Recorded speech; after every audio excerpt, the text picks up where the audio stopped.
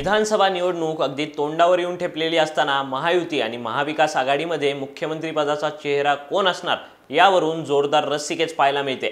एकीकडे महायुतीत एकनाथ शिंदे, देवेंद्र फडणवीस आणि अजित पवार मुख्यमंत्री पदाचे चेहरे असावेत यासाठी संबंधित पक्षाचे कार्यकर्ते प्रयत्न करत असताना दुसरीकडे महाविकास आघाडीतही मुख्यमंत्री कोण होणार यावरून रस्सीखेच सुरू आहे। शिवसेना उद्धव बाळासाहेब ठाकरे पक्षाचे खासदार संजय राऊत यांनी उद्धव ठाकरे हेच आमचे मुख्यमंत्री पदाचे दावेदार असतील असं विधान केलेलं असताना आता शरद पवारांनी राऊतांच्या या विधानाच्या विरोधात भूमिका घेतली आहे।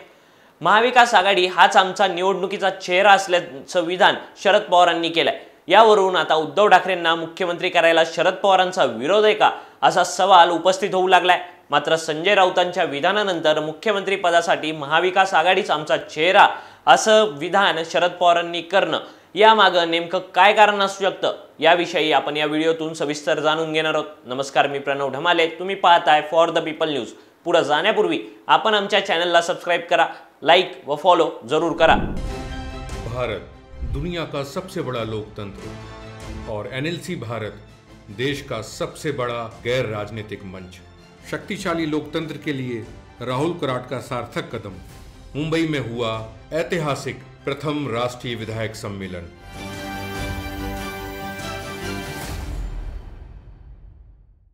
संजय राऊत यांच्या विधानावर प्रतिक्रिया देताना राष्ट्रवादी काँग्रेस शरदचंद्र पवार पक्षाचे अध्यक्ष शरद पवार यांनी आमची आघाडी हाच आमचा सामुदायिक चेहरा आहे असं विधान केलं। सोबतच सामुदायिक नेतृत्व हाच आमचा चेहरा आहे असंही शरद पवारांनी स्पष्ट केलं। मात्र शरद पवारांनी केलेल्या विधानावरून आता महाविकास आघाडीचा किंबहुना शरद पवारांचा उद्धव ठाकरेंच्या चेहऱ्याला विरोध नेमका काय असा सवाल उपस्थित होऊ लागलाय। यामागचं उत्तर शोधताना पहिलं कारण सापडतं ते कार्यकर्त्यांमध्ये असंतोष निर्माण न करणं। नुकत्याच पार पडलेल्या लोकसभा निवडणुकीत महाराष्ट्रात महाविकास आघाडीचे कार्यकर्ते एक दिलानं काम करत असल्याचं पाहायला मिळालं। लोकसभा निवडणूक ही देश पातळीवर नेतृत्व निर्माण करणारी असल्यानं नेतृत्वाची फारशी अडचण स्थानिक पातळीवर काँग्रेस, राष्ट्रवादी काँग्रेस शरदचंद्र पवार आणि शिवसेना उद्धव बाळासाहेब ठाकरे या पक्षांच्या कार्यकर्त्यांना जाणवली नाही। मात्र विधानसभा निवडणूक ही राज्यातील नेतृत्व निवडण्याची असते।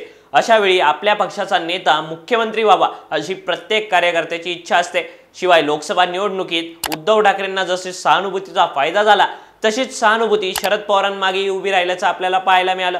तर दुसरीकडे ठाकरेंपेक्षा कमी जागा लढवून काँग्रेसचे सर्वाधिक खासदार निवडून आले। अशा परिस्थितीत महाविकास आघाडीतील तीनही पक्षांची बार्गेनिंग पॉवर चांगलीच वाढली आहे। अशा वेळी एक चेहरा मुख्यमंत्री पदासाठी प्रोजेक्ट करणं हे इतर दोन पक्षांच्या कार्यकर्त्यांमध्ये असंतोष निर्माण करेल आणि स्थानिक पातळीवर कार्यकर्ते एकदिलानं काम करणार नाहीत याची शक्यता अधिक आहे। उद्धव ठाकरेंना मुख्यमंत्री पदासाठी प्रोजेक्ट न करण्यामागचं दुसरं कारण आहे ते ठाकरेंच्या इतिहासाचं। उद्धव ठाकरेंनी 2019 मध्ये प्रशासनाचा कोणताही अनुभव नसताना मुख्यमंत्री पदाची शपथ घेतली। त्यानंतर त्यांनी कोरोनासारख्या कठीण परिस्थितीत राज्याचं नेतृत्व केलं। मात्र शिवसेनेत झालेल्या बंडानंतर उद्धव ठाकरेंनी भावनिक होत दिलेला राजीनामा राजकीयदृष्ट्या चुकीचा निर्णय असल्याचं अनेक राजकीय जाणकार सांगतात। स्वतः शरद पवारांनीही या गोष्टीचा उल्लेख त्यांच्या पुस्तकात केलाय।